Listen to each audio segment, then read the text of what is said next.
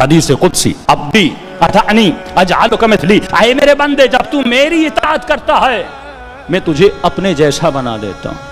ایک مرتبہ قرآن کی آیت ہے لیس کمثلہ شیء، اللہ جیسی کوئی شے نہیں ہے۔ یہ خدا کہنا کیا چاہتا ہے؟ جب آپ نے سنا کہ جناب عمر نے کیا کہا، اے بندے میں کروں تو کیا کروں، تجھے عین اللہ نے تفسیر حدیث قدسی ہے کہ جناب سلمان کو کیوں کہا جا رہا ہے کہ سلمان منا اہل البیت، سلمان نہ سید ہے نہ بنو ہاشم ہے، لیکن کیوں کہا یہ منا اہل البیت ہے؟ فرمایا کیونکہ سلمان کی اپنی مرضی نہیں ہے، یہ وہی کرتا ہے جو علی کی مرضی ہوتی ہے۔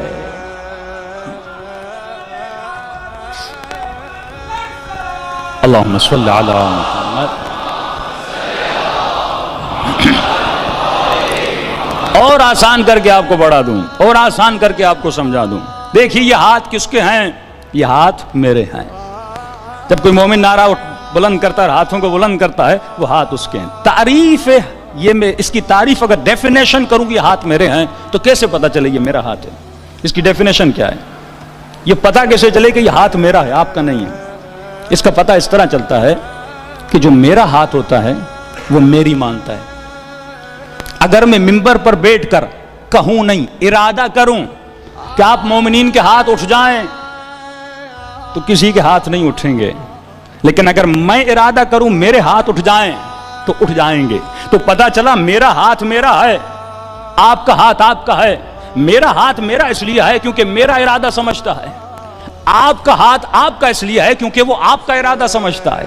آپ کا ہاتھ میرا ارادہ نہیں سمجھتا کیونکہ میرا نہیں ہے۔ تو پتا چلا جو چیز جس کا ارادہ سمجھے وہ اس کی ہو جاتی ہے۔ فرمایا اسی لیے علی کی آنکھوں کو عین اللہ کہا جاتا ہے، علی کے ہاتھوں کو ید اللہ کہا جاتا ہے۔ یا علی، انہوں نے زندگی میں جو کچھ کیا وہ ارادہ پروردگار عالم سے کیا۔ اس کا واقعہ مشہور ہے جب مولا اس ملعون کے سینے پر سوار ہے، علی کے چہرے پہ لعاب دہن پھینکتا ہے۔ اگر ہم ہوتے تو کیا کرتے؟ اسے وہیں مار دیتے، کافر تو ویسے ہی تھا، لیکن مولا کھڑے ہو جاتے ہیں، چہل قدمی کرتے ہیں۔ اصحاب بھی فضیلت علی کو نہیں سمجھ رہے، ارے علی کا ایسا کام کر رہے ہیں، ظالم ہاتھوں میں ہے، گردن دبوچی ہوئی ہے، اس نے اتنی بڑی توہین کی ہے، علی اس کا سر قلم کر دیتے۔ لیکن یہ علی ہے، علی اپنے ارادے پہ نہیں چلتا، علی ارادے خدا کو دیکھتا ہے، علی اپنی دشمنی میں نہیں مارتا، علی دشمن خدا کو مارتا ہے۔ جب پوچھا گیا یا علی آپ نے تلوار کیوں نہیں چلائی، امام نے فرمایا جب لعاب دہن پھینکا تو میرا غصہ شامل ہو گیا، اب جو میں کرتا وہ میرا ارادہ ہوتا۔ علی کبھی اپنے دشمن کو نہیں مارتا، ہمیشہ دشمن خدا کو فی النار کرتا۔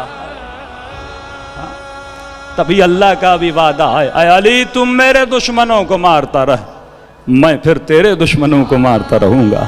وہاں وہ اطاعت خدا کرتے رہتے ہیں، یہاں خدا لوگوں کے دلوں میں اطاعت اہل بیت کا دم بھرتا رہتا ہے۔ وہاں وہ یاد خدا میں سجدے کرتے رہتے ہیں، یہاں خدا کہتا ہے کائنات کی جو بھی عبادت ہو تم حسین کو یاد کیا کرو۔ حدیث معصوم ہے کہ حسین ابن علی کے ذکر کو خدا نے بقا دی ہے۔ کیا دی ہے؟ بقا۔ اور کتنی عظیم بقا ہے۔ کائنات میں گنواتا جاؤں گا، ذہنوں میں بٹھاتے جائیے، کائنات میں کوئی بھی ہستی نہیں ہے جس کا ذکر اتنا ہو جتنا حسین ابن علی کا ہوتا ہے۔ اب بودا لے لیں، حضرت عیسیٰ لے لیں، مختلف مذاہب کے جتنے رہبر ہیں سب کو لے لیں، سال میں ان کی کوئی ایک سیریمنی ہوگی، سال میں کوئی 4 دن 10 دن ان کو یاد کیا جائے گا، سیمینارز ہوں گے ان کے لیے، لیکن کائنات میں جتنی مجلسیں امام حسین کی رکھی جاتی ہیں اتنا ذکر کائنات میں نہ کسی ولی کا ہے، نہ کسی امام کا ہے، نہ کسی نبی کا ہے۔ پہلی چیز اللہ نے امام حسین کے ذکر کو کیا دی؟ بقا دی۔ دوسرا اولاد اہل بیت علیہ الصلوۃ والسلام کائنات کے ہر کونے میں جائیں گے، خدا نے ان کو کیا کر دیا ہے؟ بکھیر دیا ہے۔ یعنی ذکر حسین بھی ہے اور ذکر اولاد حسین بھی ہے۔ امامت کا شجرہ جو چل رہا ہے وہ امام حسین سے چل رہا ہے۔ کائنات کی ہر خاک کو فضیلت ہے، لیکن جتنی فضیلت خدا نے خاک حسین ابن علی کو دی ہے۔ یعنی جب بھی سجدہ کرو، سجدہ ہر شے پہ انسان اس کے شرائط ہیں، لیکن بہترین سجدہ جس خاک پہ ہوتا ہے وہ خاک کربلا پر سجدہ ہے۔ ہر عبادت بالغ ہونے کے بعد واجب ہے۔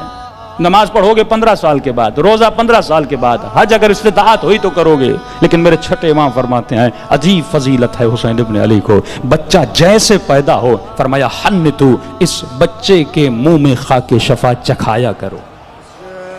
جب دنیا میں آئے تو حسین کی خاک کو چکھ کر یہ بچہ بڑا ہو. اور فرماتے ہیں جب انسان مر جاتا ہے تو اس میں بھی مستحب ہے کہ جب مردے کو حنوط کیا جاتا ہے کافور اور مختلف چیزوں کے ساتھ، اس میں بھی خاک شفا ملائی جائے. ادب کی خاطر گھٹنوں کو نہ لگایا جائے لیکن مردے کے اوپر والے حصوں کو وہ لگایا جائے. اور جب اسے قبر میں لٹایا جاتا ہے اس کے چہرے پر خاک شفا کو رکھا جائے. اتنی فضیلت ہے آقا امام حسین کی. فرمایا ہر عبادت میں خدا نے امام حسین کا ذکر رکھا ہے. عید قربان ہو، اللہ کہتے 2 رکعت زیارت حسین پڑھو. جتنی بھی عیدیں ہیں، 18 غدیر مولا علی کا دن ہے، لیکن فرمایا اس دن بھی کیا کرو؟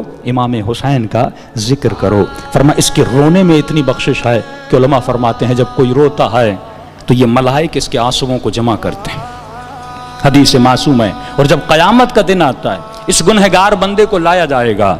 یہ ملائک جس نے پوری زندگی امام حسین کے گریے کے آنسو جمع کیا ہے، یہ قیامت کے دن لائیں گے، کہیں گے پروردگارا اس نے حسین پہ گریہ کیا تھا. یہاں تک کہ معصوم فرماتے ہیں جب سکرات کا وقت آ جائے، جب انسان پر روح قبض کرنے کا وقت آ جائے تو میرے چھٹے امام غالباً فرماتے ہیں اس پانی میں خاک شفا کو ملا کر اس مرنے والے کو پلایا جائے. اور جب اس کے جسم میں خاک شفا چلی جاتی ہے ملک الموت کو حیا آتی ہے کہ اس مردے کے ساتھ سختی کرے، کیونکہ اس کے بدن میں خاک شفا جا چکی ہے. کیوں؟ کیونکہ حسین ابن علی میں زندگی میں کبھی اپنی مرضی نہیں چلائی بلکہ ہمیشہ مرضی پروردگار عالم پر چلے. کیونکہ جس طرح آپ لا الہ الا اللہ پڑھتے ہیں اسی طرح امام حسین نے لا الہ الا اللہ پڑھا. 2 ولایتیں اہل بیت پر بھی واجب ہیں، تیسری ولایت ہم تمام لوگوں پر واجب ہے. تو جس طرح حسین ابن علی نے اپنے رب کی اطاعت کی، رسول خدا کی اطاعت کی، اور جس طرح سلمان فارسی نے مولا علی کی اطاعت کی، جب ایسی اطاعت کرو گے تو ولایت عملی کے میدان میں داخل ہو جاؤ گے. صلوات پڑھے محمد و آل محمد.